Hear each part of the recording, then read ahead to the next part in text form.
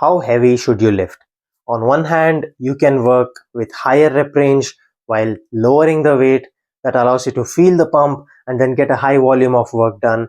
On the other end, you can lift as heavy as you possibly can with good technique and focus on getting stronger. Because getting stronger means building more muscle, right? There are two schools of thoughts, but which one's more right?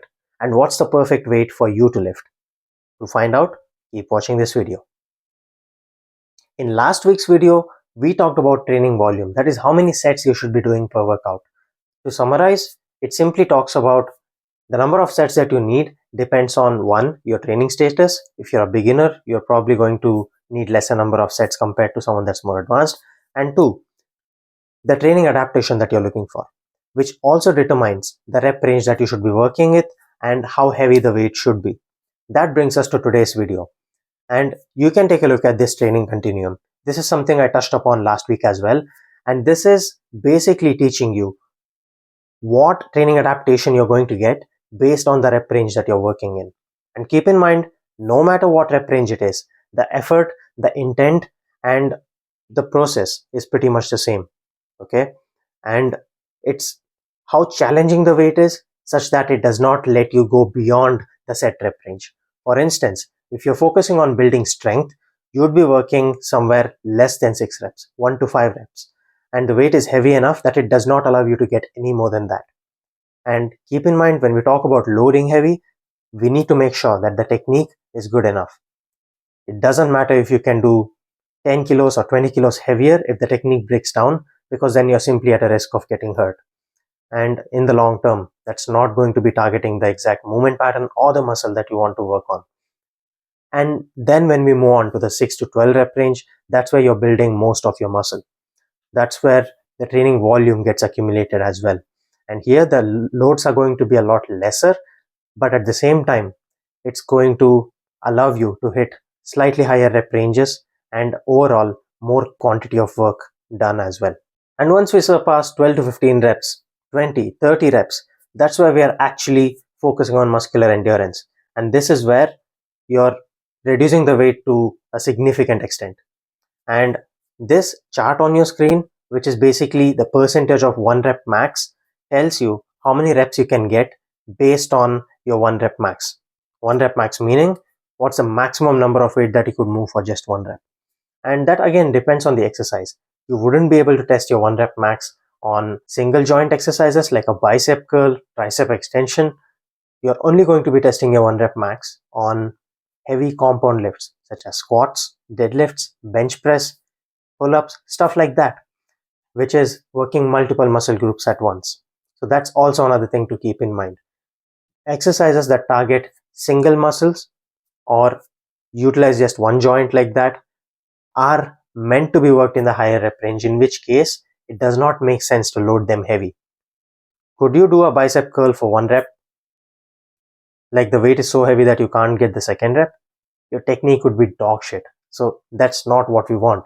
We want to emphasize good quality technique, and whatever level of loading that we can maximize without hurting that technique, that's what we want to be chasing in the long term. Another thing that determines how much you're able to load on a given exercise is the speed of the repetition. This is called tempo. So imagine this. I ask you to do a pull-up. As fast as you can, go all the way up and then drop down. You could rep that out and possibly you can load more weight on it as you get more advanced.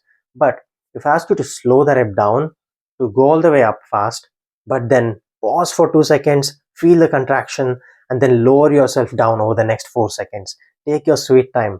That makes the exercise so much more difficult. This can apply to any other movement pattern as well. To squats, to bench presses, to push-ups, to any sort of machine exercise.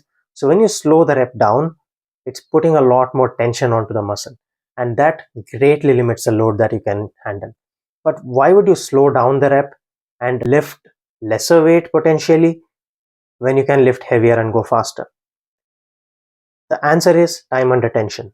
The more time you spend under tension, under a load, the more volume of work that you can accumulate. And this can come in handy when it comes to training for hypertrophy, when you're trying to build muscle. But when you're trying to maximize strength, you want to focus on moving as heavy as a weight possible through a full range of motion under control. That's what matters. And when it comes to focusing on power, which is maximizing the speed of the lift, for example, you squat down and then you stand up as fast as you possibly can, or you're doing a bench press that is more explosive.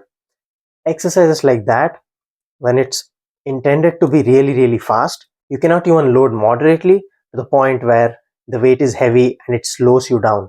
When velocity and speed is the intent, you need to lower the weight and then maximize the speed.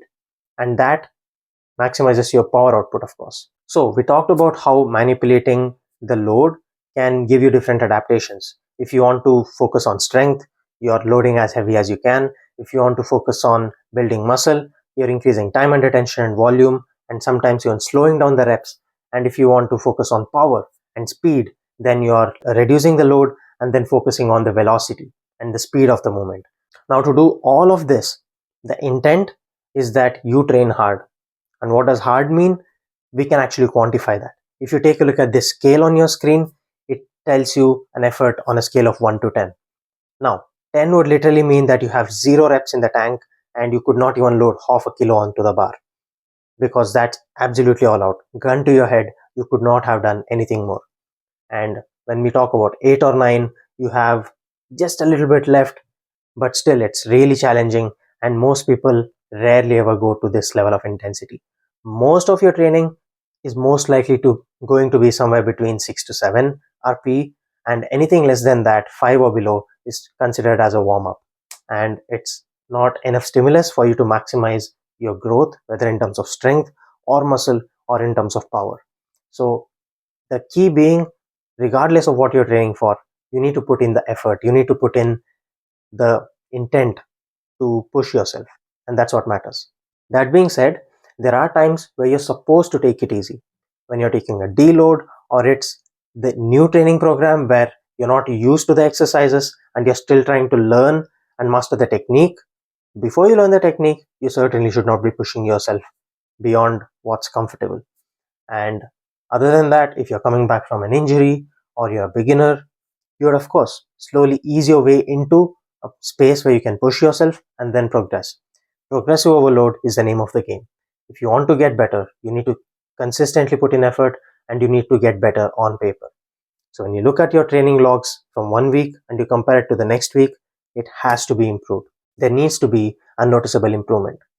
And that, in a nutshell, is how heavy you should be lifting, depending on what your training adaptation is, what you want to achieve, and where you're at. Pretty much everything you need to know. Now, if you enjoyed this video, you're certainly going to enjoy this one as well. So until next time, take care, stay hungry.